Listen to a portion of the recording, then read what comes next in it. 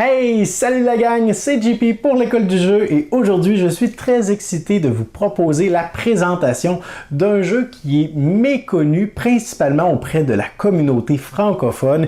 Il s'agit de Delovia Project. L'école du jeu en partenariat avec la boutique L'Imaginaire, au-delà de vos attentes.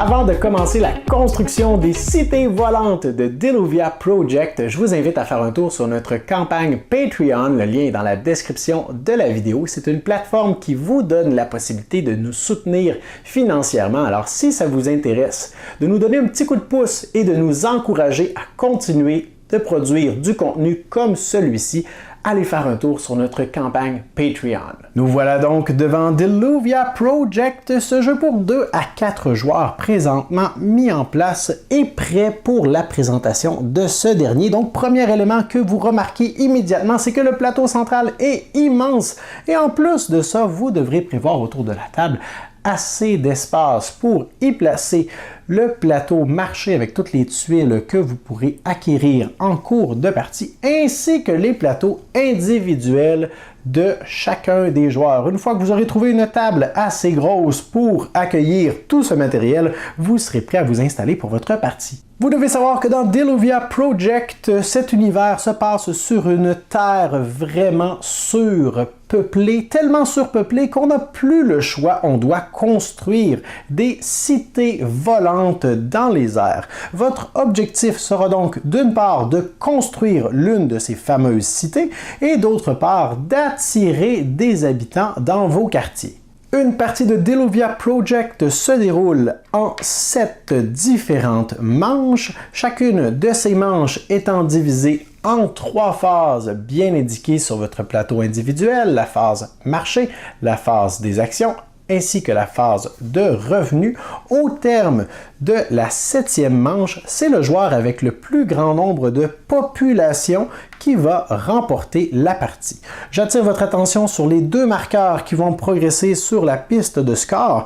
Il y a le marqueur population et le marqueur de prestige. C'est bien le marqueur de population et seulement celui-ci qui marquera votre pointage pour la fin de la partie. La première phase de jeu est celle de marché. On va donc consulter qui est premier joueur et ce joueur-ci aura l'opportunité de placer son zeppelin dans une colonne ou une rangée de la zone marché de son choix. Alors, il pourrait très bien décider de placer son zeppelin dans cette configuration-ci, puis ce serait au joueur suivant qui devra placer son zeppelin dans une rangée ou une colonne différente. Il pourrait décider de le placer juste ici. Une fois que tous les joueurs ont placé leur zeppelin, on recommence avec le premier joueur qui devra maintenant déclarer quelle tuile il désire acheter vis-à-vis son zeppelin.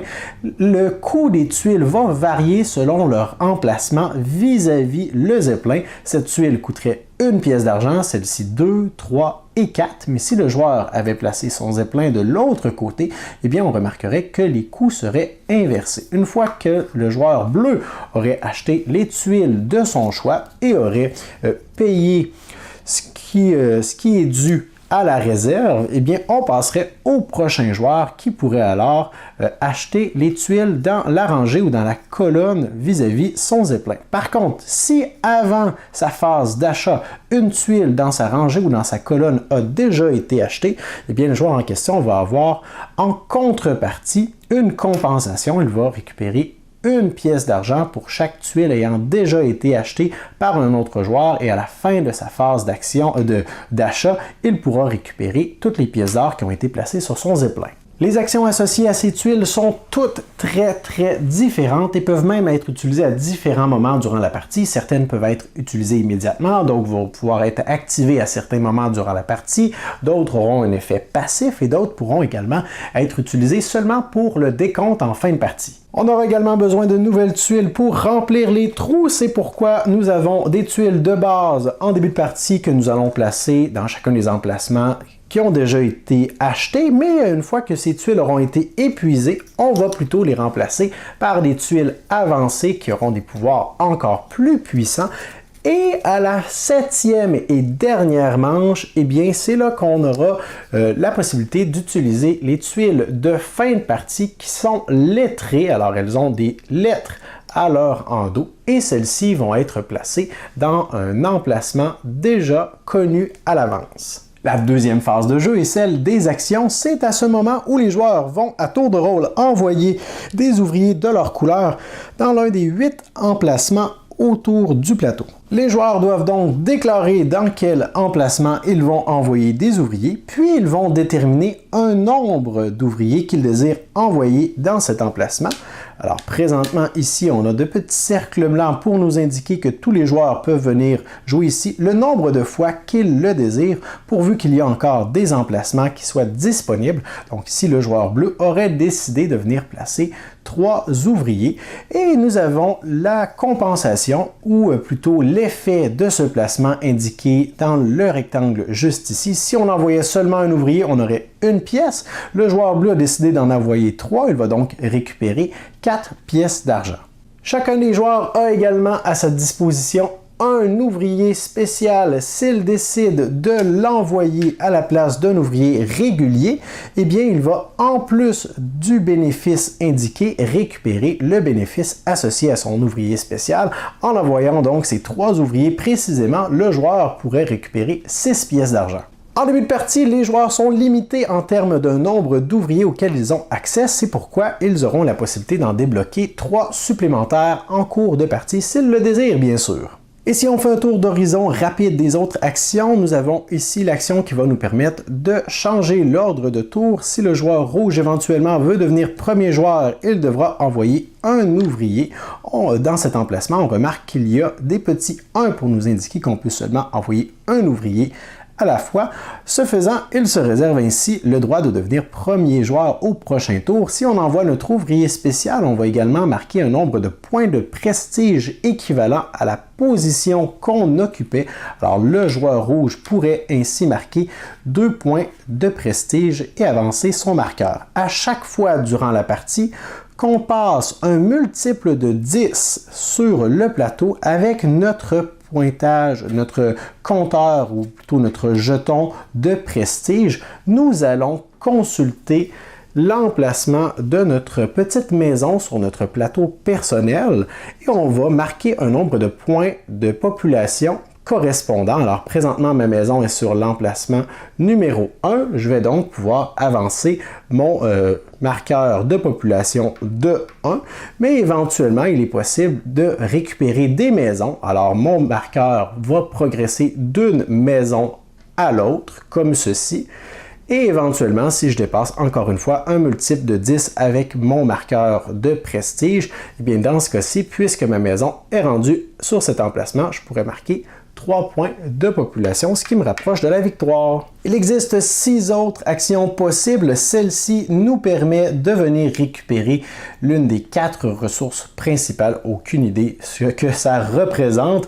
Alors, selon le nombre d'ouvriers qu'on enverra, le premier ouvrier nous permet toujours d'avoir accès à une ressource gratuite. Les suivants vont nous demander de débourser des pièces d'argent. L'ouvrier spécial nous permet de récupérer une ressource supplémentaire gratuite. On a également un emplacement qui va nous permettre de réserver des territoires pour éventuellement construire sur notre cité volante. Plus on enverra d'ouvriers et plus d'emplacements on pourra réserver. On a toujours un coût associé par contre à chaque réservation qu'on fait sur le plateau central. En début de partie, on peut seulement réserver les territoires qui sont autour de la ventilation centrale. Si j'envoie 2 ouvriers dans cet emplacement, je pourrais donc, au coût de 2 pièces d'argent, venir réserver 2 territoires qui sont adjacents à la tuile, mais à chaque fois qu'on réserve un territoire, on peut se développer à partir de celui-ci. Alors, je pourrais réserver ces 2 territoires dans cette configuration sans problème. Si on envoie notre ouvrier spécial, on peut réserver un territoire supplémentaire sans payer quoi que ce soit. De ce côté maintenant, nous avons deux choix. On peut soit décider de réclamer la propriété d'une ventilation annexe. Pour cela, on aura seulement besoin de venir payer le coût en pièces d'argent qui est indiqué et on va marquer le nombre de points de prestige. Par la suite, cette ventilation va nous appartenir. On pourra donc continuer de se déployer autour. Dans une configuration à 2 joueurs, on utilise seulement la zone centrale plus pâle pour se développer et construire. À 3 joueurs, on a également accès à la zone plus foncée et à 4 joueurs, on utilise la zone complète. De façon alternative, au lieu de prendre possession d'une ventilation, on pourrait décider de construire un bâtiment sur notre plateau, sur un territoire qui est déjà réservé à notre nom. Pour ce faire, on aura besoin du plateau de marché. On devra payer le coût associé à la construction qu'on veut construire. Et là, j'attire votre attention sur le plateau marché juste ici, le plateau plutôt de disposition des tuiles qu'on peut récupérer. En début de partie, ce ne sont pas toutes les tuiles qui sont disponibles. Les tuiles qui sont à notre disposition vont être déterminées par la manche en cours. Donc, en début de partie, seulement les tuiles de valeur 1 sont disponibles, donc ces 3-ci. À la manche 2, on va retourner les tuiles 2A et 2B et on va continuer comme ça à chacune des manches pour avoir de plus en plus de choix.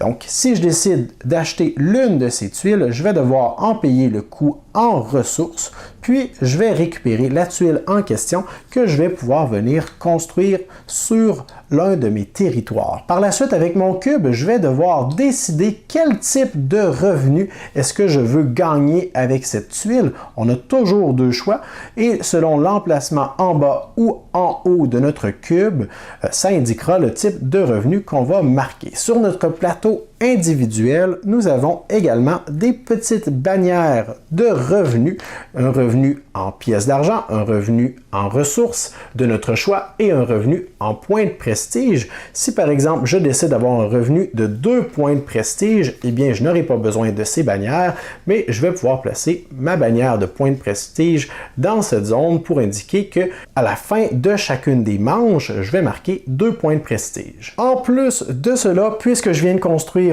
un bâtiment, eh bien je vais pouvoir avancer ma petite maison sur mon plateau individuel. Si j'ai envoyé mon marqueur spécial, mon ouvrier spécial, je vais marquer 4 points de prestige. Et en plus de tout ça, si j'ai construit pendant cette action un type de bâtiment qui était en demande dans la manche en cours. Donc présentement, ce qui est en demande, ce qui est en vogue, ce sont les habitations de niveau 1.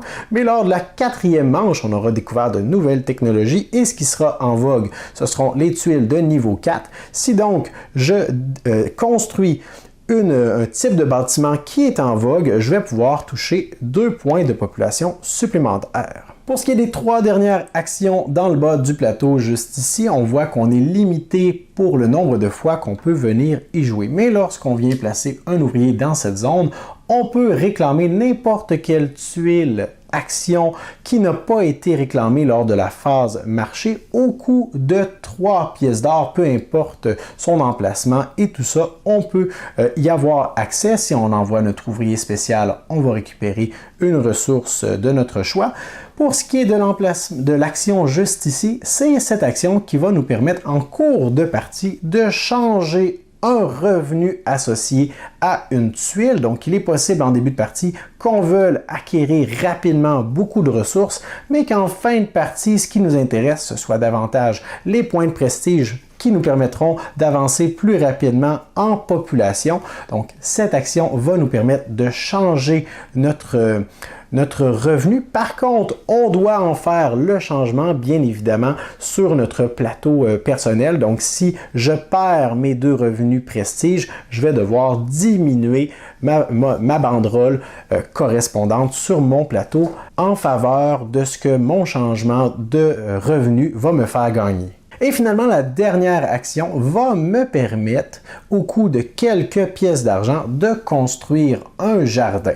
Les jardins sont des tuiles qui n'appartiennent à personne. Par contre, ces jardins sont très, très précieux en fin de partie. En fait, les propriétaires des tuiles adjacentes au jardin vont marquer de grands nombres de points de victoire selon la grosseur de leurs tuiles. Donc, plus les tuiles sont grosses et massives, si elles sont adjacentes à un jardin, plus elles vont rapporter des points de victoire en fin de partie. Et mine de rien, si on envoie notre ouvrier spécial, eh bien immédiatement on touche 2 populations. Une fois que tous les joueurs ont placé leur disque et effectué leur action, on passe à la dernière phase, soit celle de revenu. Les joueurs vont consulter chacune des banderoles sur leur plateau, vont toucher leur revenu et par la suite, on est prêt à passer à la prochaine manche et à répéter ces étapes jusqu'à la fin de la partie. Alors voilà pour ce qui était de la présentation de Delovia Project. J'espère que vous avez apprécié cette vidéo. Si c'est le cas, laissez-moi un pouce vers le haut.